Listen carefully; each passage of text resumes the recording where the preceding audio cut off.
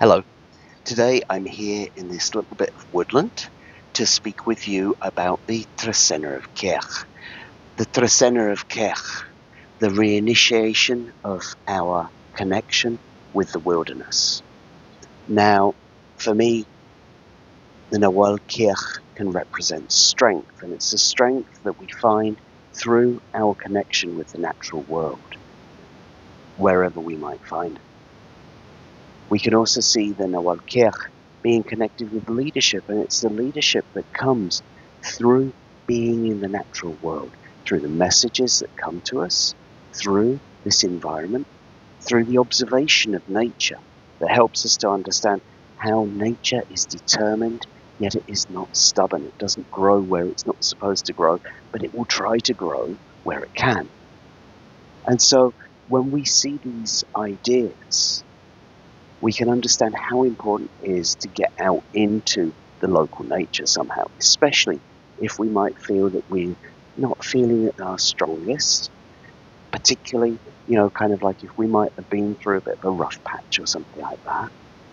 It's one of those things, it's like that thing about where you kind of like, if you don't have time to meditate for 10 minutes a day, meditate for half an hour today, kind of thing.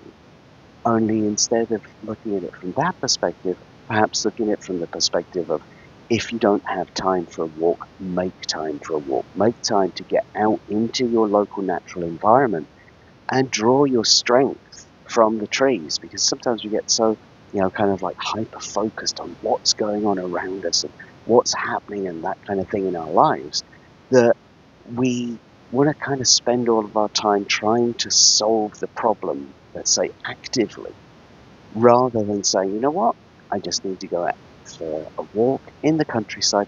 I need to go and take a walk by the trees, to let the trees help me, to let the squirrels help me, as it were, to let the world of nature help me to understand how best to work with these issues in my life and how I can draw strength from these places in order to do so. So we're going to start the Trecena of Kej with the day 1 Kej. 1 Kej, the beginning of that connection, the reinitiation of that connection. Now, maybe you've been in a situation where maybe the weather's not been so nice lately, or maybe, something has happened to keep you indoors.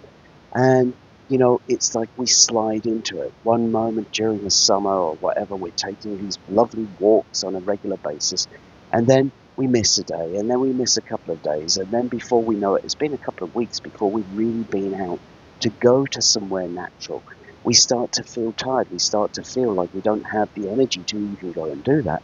Well, for me, that's just the time to say, right, okay, I need to kind of like, let's say, get my determination up to go and reconnect with nature in an appropriate way. And so 1 Kej can be a great day to reinitiate that kind of thing, to reinitiate a walk in the woods, in your local woods, in your local hiking spot, at least connecting with nature in some way. It can also be a reinitiation of leadership potential, a reinitiation of leadership abilities. Again, sometimes maybe we're caught up with what we're doing. We lose focus. We start to become stubborn about our ideas and trying to force them in a particular direction.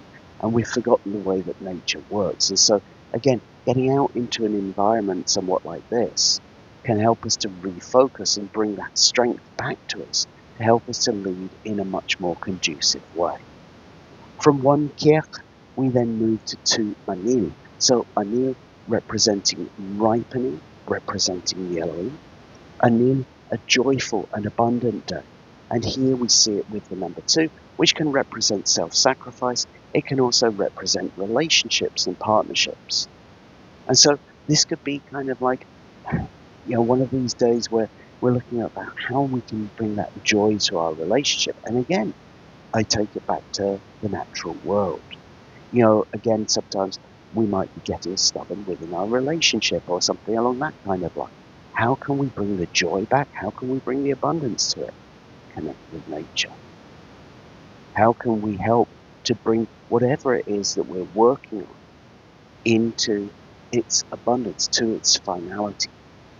2, a meal might be a great day to be looking at what we want to bring to fruition and understanding the sacrifices that we might have to make, the time that we might have to take in order to bring it to its full abundance, with the 2 representing the self-sacrifice that we sometimes have to make along that line. So it's a bit of a case of like having to put some work into things, having to give some energy in order to bring them to their full abundance. And the same with regards to partnerships, kind of like it's like, okay, what can I sacrifice of myself? And it sounds like a big deal, doesn't it? But it's like, what opportunities can I make to give a little in order to create this joyfulness that comes along with a meal? From 2, a meal, we then move into 3, toch. So I mentioned earlier about this idea of feeling a bit burnt out. Maybe there's been some things going on, particularly through the Trecena or that Mercury retrograde period that we've just been through, where we kind of like feel like maybe we feel like we're a little bit over the hump, but we might also feel that we're kind of like a bit depleted from it. With the day 3, toch, I like to associate the phrase, you can't pour from an empty cup. You need to have the resources for you in order to help others, in order to serve. Once again, taking that time out of your day to reconnect with nature may help to bring forwards the energy that you need in order to more effectively serve your family, more effectively serve your community and the people around you. But you can only do this if you have the strength to do it. I get this image of, kind of like when you're on the flight and it says, make sure you put your mask on before you put the mask of those with you. It's kind of like one of those things. You've got to stay conscious, you've got to stay awake. And in order to do that, sometimes you have to spend a little time looking after yourself. 3, toch could be seen as a wonderful day to look inside yourself, to understand how you might serve in a better way, but also to nurture yourself, to give something back to yourself, to ensure that you have the energy to move forwards in service to others. From 3, toch, we then move into 4, zi. So zi, in a world of faith and loyalty and justice and law. Zi can also represent guidance in our lives, the faith in our path, the faith in our guidance. And here we see it with the number 4, very much representing the material world, the plane of existence. And so it's bringing these things into the physical. There might be a certain essence of, what we would kind of like say, put your money where your mouth is. What do you have faith in the physical world? How can you stabilize that? Now, we also see that the T can be representative of unconditional love. And here, with the number 4, how do you manifest that into the physical world? Again, hopefully, your walk in the woods will give you some idea about how to do that, about how to work with that unconditional love in the physical world. We can also see it as a day representing the law, representing the laws which are around us. And here with the number 4, this is about bringing them into stability and addressing them on the physical realm. Again, this kind of like idea that if we get it right in the physical realm, it's going to propagate out into all other realms. And so, kind of like look at it as like what do you physically have faith in? Where do you physically put your loyalty in order to take that further out into the other realms? From 4C, we then move into 5 bats. Bats, the Nawal of creativity. Bats, the Nawal of the artistic genius. And here with the number 5 representing the hand, representing the work. Where do we need to put our energy in order to bring out the greatest beauty from life? Again, if you're going for that walk in the wilderness, wherever it might be, it's going to take some energy. But maybe this will also bring the inspiration for your creativity, whatever that might be. I like to think of bats representing the master of their chosen art. Whatever you do might become an art form in its own right. And here is a great day to be putting your energy into it. And sometimes that might feel, kind of like, okay, where am I going to find this energy in order to get it out? Or again, maybe you'll find that energy in the natural world. So for your inspiration, for whatever art it is, where you want to put your energy, this is a great day to find it in nature so you can translate it using your energy into your work. From 5 bats, we then move into 6 air. Okay, so here we see air, then a while of the path, then a while of the road, air, then a while of the journey. And here with the number 6, the number of ultimate stability and the number of family. Well, I think I've probably mentioned enough times about going for a walk in the woods. Here's a wonderful day to be taking your family with. Here's a wonderful day to be doing it not alone, searching for answers, but as a group with your family in order to bring greater stability. We might see it as a connection of how to stabilize your path, how to connect with the heart of the sky and the heart of the earth, to bring it into the physical, to truly understand what path to take. Again, looking for questions, looking for answers, looking for solutions on your path. 6 air would be a great day to take a walk in order to find them.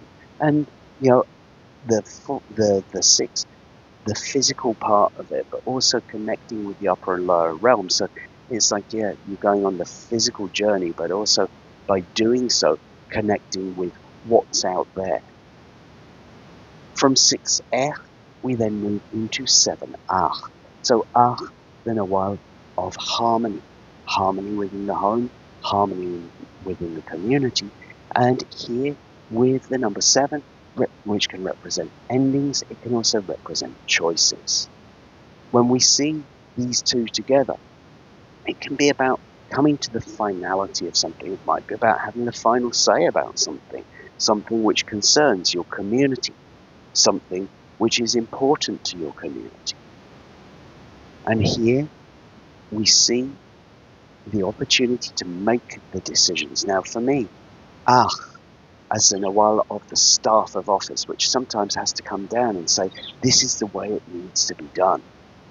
Sometimes it might be about making a choice which is right for your community, right for your family, even if sometimes that might be rather a tough choice to make.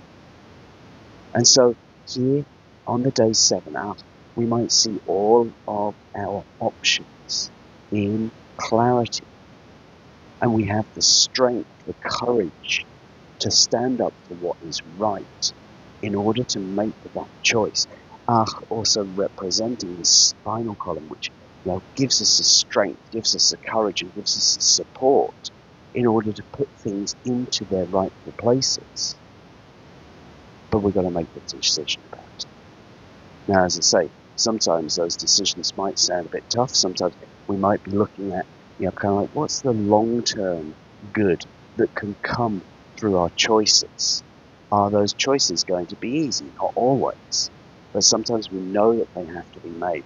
Maybe this is, again, a day to be walking in the woods in order to understand how to make those choices, how to make a decision on what will be best for the harmony of your home and the harmony of your community. From 7 ah, we then move to 8 ish. So ish, again, the nawal of our connection to the Mother Earth. Ish, the nawal of our connection to the sacred sites, to the altars, to the places where we make our offerings to Mother Earth. Falling within this Trecena of Kej, of course it's going to be another day to get out into the open. All the days of the Trecena of Kej are great days to get out into the open. And here with the number 8, the number which can represent wholeness, the number which can represent ceremony. Now, when we look out into wilderness, we might see kind of like these old decaying branches which are on the ground. We might see the vibrant trees, the vibrant green which is out there, This is all the cycle of nature. These branches which are rotting, decomposing, being eaten by small beetles, which are going to be the food for the birds, which are going to be, kind of like all part of that cycle. And for me, this is part of the wholeness of the connection with the cycles of Mother Earth, the wholeness of the connection, understanding the sacred, which is down there, which is out there, and helping us to connect our sacred heart with the sacred heart of Mother Earth. Of course, it's a great day for ceremony. It's a great day for cleaning up in your local area. It's also a great day for a visit to a sacred site, for example. So if you have one nearby, then a Kej might be a wonderful day to go visit in order to feel the strength that comes from your support from Mother Earth herself. From 8 Ish, we then move into 9 Tzikin. So Tzikin, the Nawal of the bird. Tzikin, the Nawal of vision, of the visionary. And here, combined with the number 9, which can represent the feminine, and it can also represent life itself. Okay, so when we're looking at it, it could be about your life's vision. It could be about this vision that you might have to take life forwards. Now, I like to see Tzikin as the one who has the vision to help us thrive. When we're looking with the vision from above, from the vision of the sky bird, as it were, what we're able to do is to see into the future. We're able to see maybe the consequences. We can see how we can help things to thrive. And because of that, it gives us a much longer term understanding of what to do and where to go. And so when we see it with the number 9, talking about life, this could easily be about your life vision. How can you bring your life vision into being? How can you bring your life vision into stability?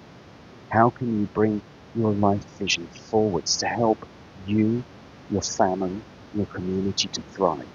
9 Tzikin might be a great day to be working on your life vision. It might be a great day to go and ask for your life vision. From 9 Tzikin, we then move into 10 Ahmar. So Ahmar, the Nawal of forgiveness, the Nawal of pardon. And here with the number 10, representing community, representing society. Now, we can see within our society there is a great amount of fracture at the moment. And the 10 Ahmar gives us the ability to understand possibly how to heal that, possibly how to forgive that, possibly how to create a cohesive society.